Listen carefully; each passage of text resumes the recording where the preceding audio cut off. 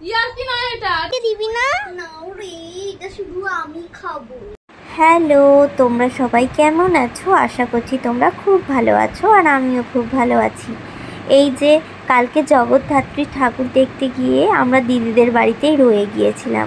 তো আজকে সকালে জামাইবাবু সব বাজার টাজার করে এনেছে আমাদের জন্য, মুড়ি খাওয়ার জন্য চপ এনেছে। তো দিদি তাই জন্য জোগাড় করছে মুড়ি খাওয়ার জন্য। এবারে দেখো আমার জিজু ভাত আর মুড়ি খাচ্ছে। তো ভাতটা দেখে আমার খুবই লোভ লেগেছে, তাই আমি তুলে একটু ভাতও খেয়ে নিয়েছি, কারণ কাল অষ্টমী ছিল, সারাদিনটা লুচি আর মুড়ি খেয়ে কেটেছে, সেই জন্য আমি একটু ভাত তুলে খেয়ে নিয়েছি, লোভ আর সামলাতে পারিনি।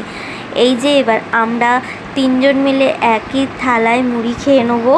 এবার রিপর্নার মুখটা দেখে তোমরা বুঝতে পারবে যে ও কত টেনশনে আছে, কারণ কি ওর আজকে রেজাল্ট আউট হবে আর আমরা দিদির বাড়ি বসে আছি। তো আমি নিশ্চিন্তে মুড়িটা খেয়ে নিলাম। দিদির অনেক কাজ খেয়ে দিয়েই কাজে লেগে পড়লো, তারপর রান্না বান্না শুরু করে দেবে। তো তোমরা আগের ভিডিওতে দেখেই নিলে যে আমরা দুজন দিদির বাড়িতে আছি, আর আমি স্নান টান করে ফ্রেশ হয়ে নিয়েছি। দিদিরও সব রান্না বান্না মিটে গেছে, কিন্তু রিপর্নার টেনশন কিন্তু এখনও কমেনি। ওর টেনশানে বুকে ব্যথা শুরু হয়ে গেছে। তাই আমি একটু ওকে হাসানোর চেষ্টা করলাম যে তুই ফেল করলেও কি আর পাশ করলেও কি, দুটোতেই আমি বোম ফাটাবো। তো দেখো দিদি কত কি রান্না করেছে, আর এই খাবারগুলো দেখে আমার ভীষণ লোভ হচ্ছে। বিশেষ করে এই আলু চোখাটা দেখে আমার খুব লোভ হচ্ছে, তাই আমি তড়িঘড়ি করে নেমে গেলাম একা একাই খাবো বলে। দেখো রিপর্নাকে দেখলেই বুঝতে পারবে যে ওর টেনশন এখনও কমেনি। ও গলা দিয়ে পেটে ভাতগুলো খুব কষ্ট করে নামাচ্ছে। তো আমরা সবাই মিলে খাওয়া দাওয়া করে একটু রেস্ট করে বাড়ি চলে যাব। আর রিপুর রেজাল্টটা চেক করে দেখলাম ও খুব ভালো নাম্বার পেয়ে পাশ করেছে। আর তোমরা কমেন্টে জানাও তো যে 31শে অক্টোবর কোন ক্লাসের রেজাল্ট ছিল, দেখি কে কে বলতে পারো।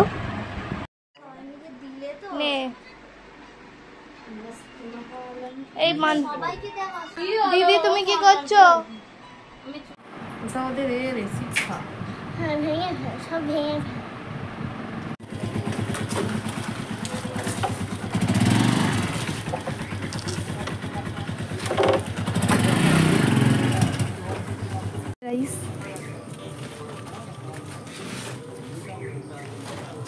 আমার বউ গাড়ি ঘোরাচ্ছে গাইস,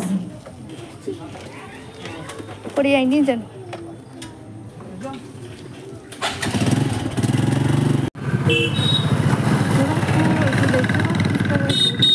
পেরিয়ে গেল না দেখি দিচ্ছি চলে যাচ্ছে।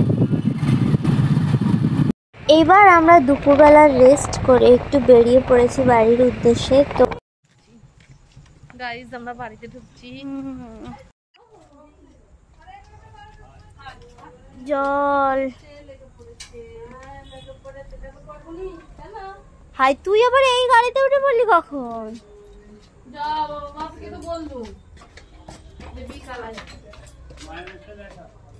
এই তো দেখাচ্ছি।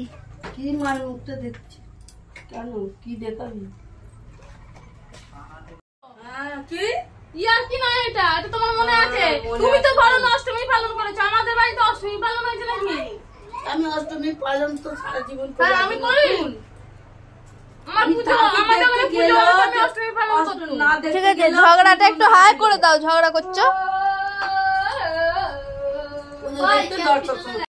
কিরে আমাদেরকে দিবি না? নাও রে, এটা শুধু আমি খাবো। হ্যাঁ সত্য কই খাস, দেখতো না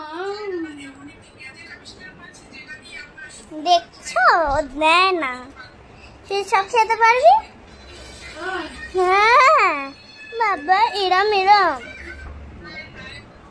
আমি তো একটু খাবো, এই দেখো। কিন্তু সেটা আমি খাবো না,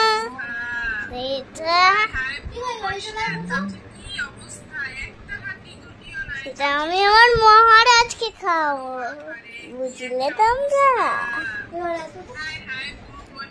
আমি কিন্তু এক্ষুনি এত খাইনি, কিন্তু তাও কেউ দেয়।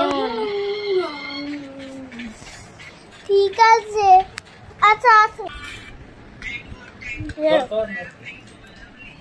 আসো। একটু আমি পারিনি এখনো।